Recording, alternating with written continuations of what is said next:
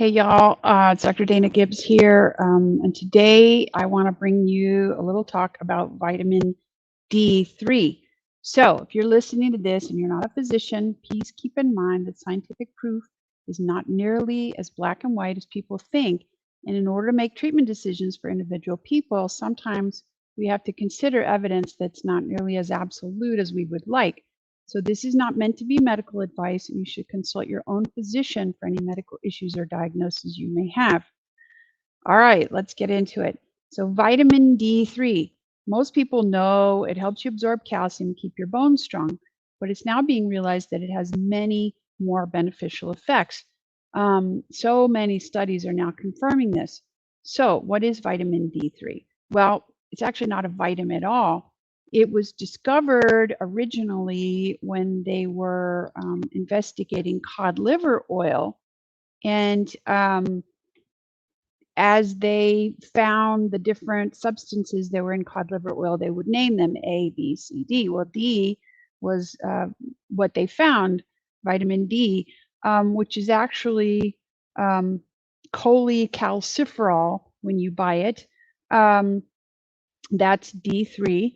And it's actually a hormone, a cholesterol hormone, or a pre-hormone, actually, but your body can't make it without UVB sunlight exposure.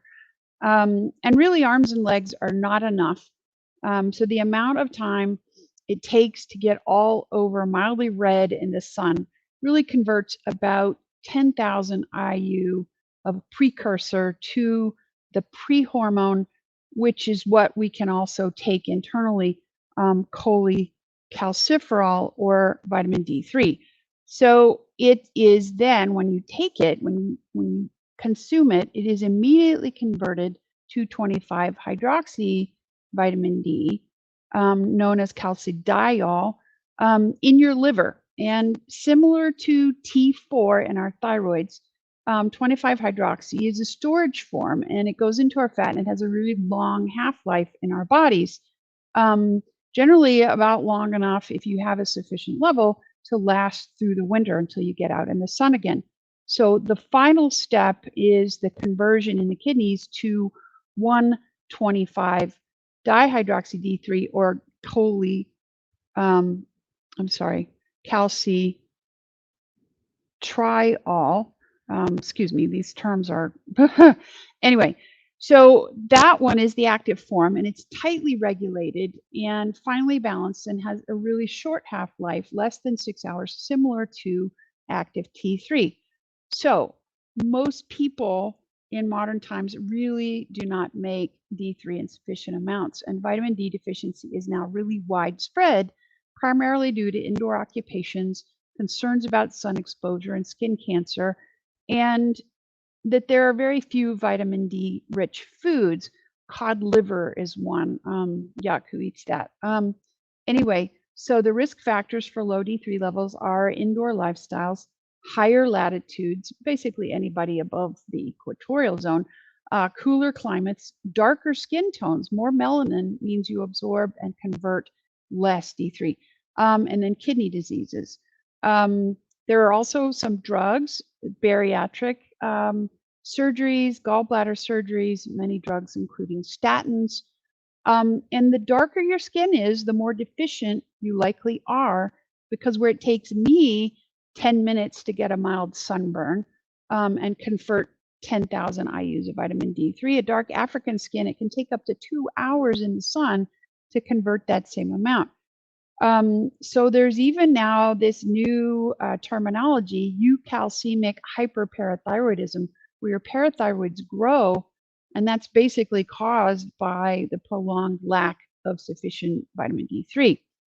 All right, so how does vitamin D work to help us strengthen our bones?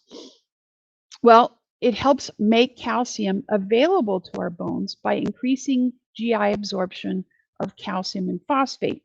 It also enhances kidney reabsorption of calcium, and then it upregulates bone matrix protein synthesis.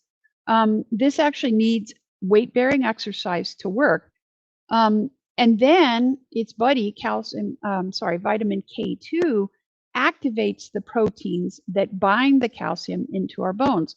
So you have to have D and K. So without the K, you can't keep the calcium in your bones after D gets it there. So with K2 deficiency, first you get bone loss and then you bleed.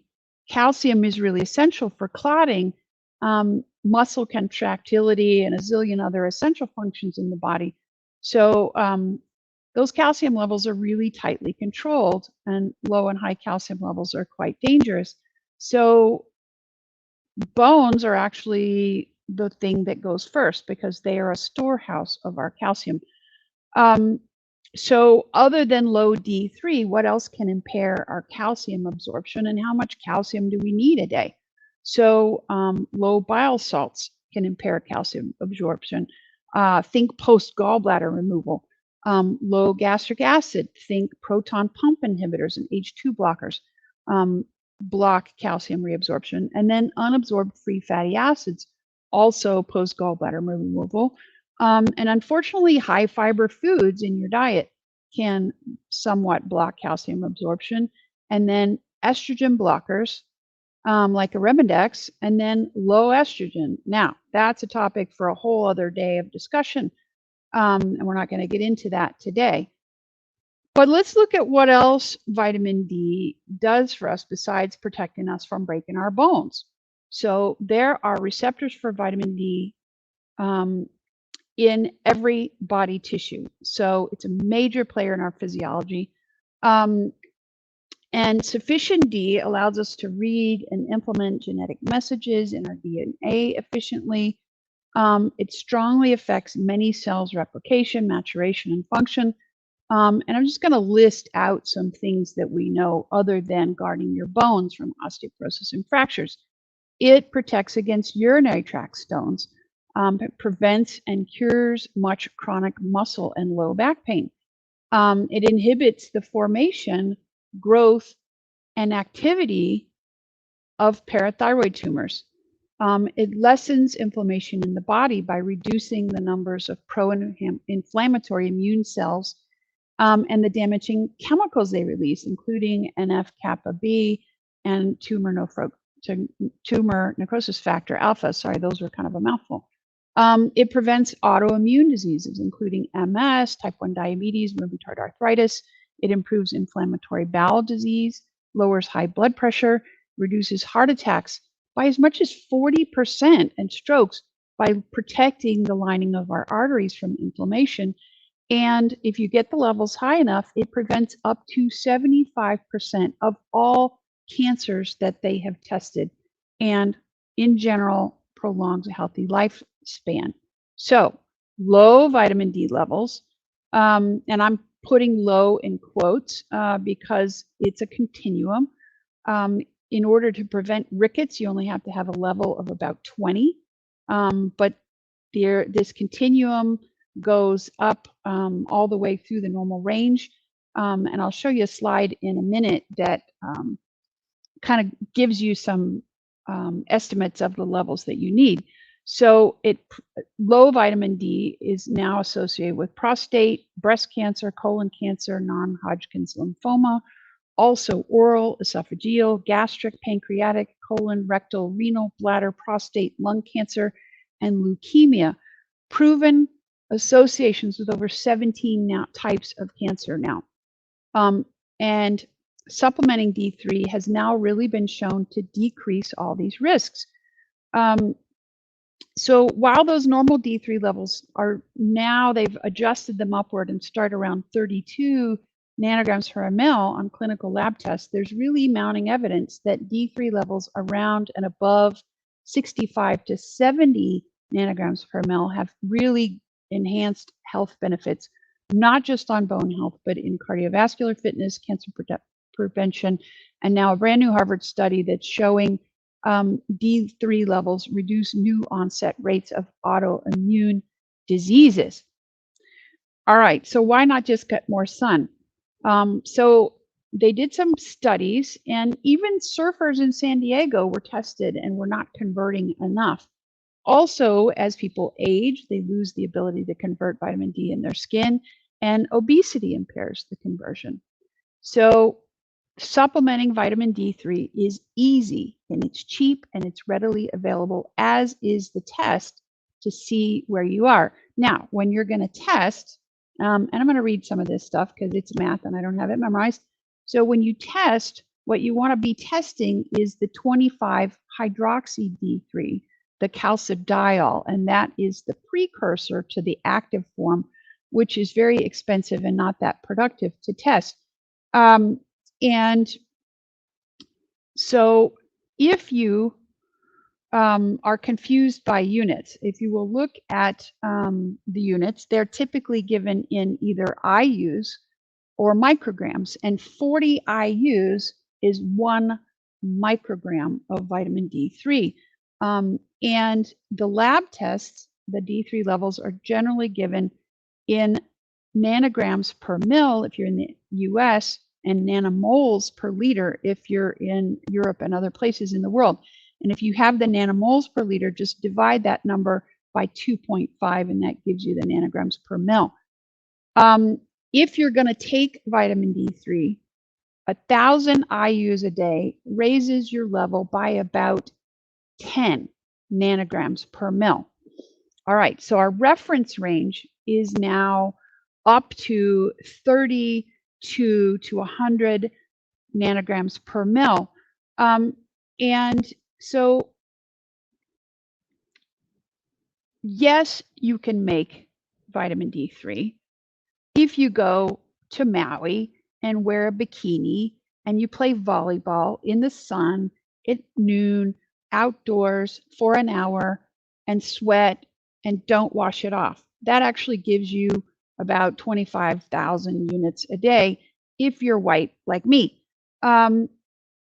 So vitamin D3 taken orally is really the cheapest and the easiest medicine that could save the most people, like 50,000, 50,000 unit a week pill would eliminate 54% of multiple sclerosis, 83% of breast cancer, 60% of colon cancer, diabetes type 1. I mean, the numbers just go on, and they are crazy stuff. I mean, you can read it. You can go online and take a look at it. You know, when they first made the USRDA, the only thing they were trying to prevent was rickets, and that was a level of 20.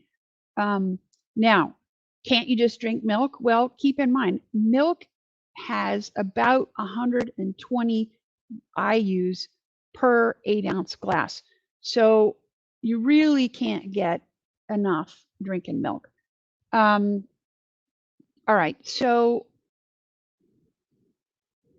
6,000 IUs orally is really a minimum to get the adult blood levels up into those blood cancer, breast cancer prevention ranges, which on lab tests is about 65 nanograms per ml. And I'm going to go ahead and share this with you now. So take a look at this. So these are the nanograms per ml levels down here at the bottom. And the normal range starts right here, down here. And as you creep upwards, you notice that these are where these studies have been done. And these are epidemiological studies, and they looked at who had what levels and what was prevented. And if you look here, I mean, 67% of breast cancer at a level of 62. That's phenomenal. And actually, there are newer studies than when this graph was done that shows you can actually prevent up to 80 if you get the levels even a little bit higher. So that's that. Anyway, so basically the bottom line is 6,000 to 10,000 IUs orally a day is really about a minimum to get you up there. Now, wait a minute. Aren't there negative side effects of vitamin D?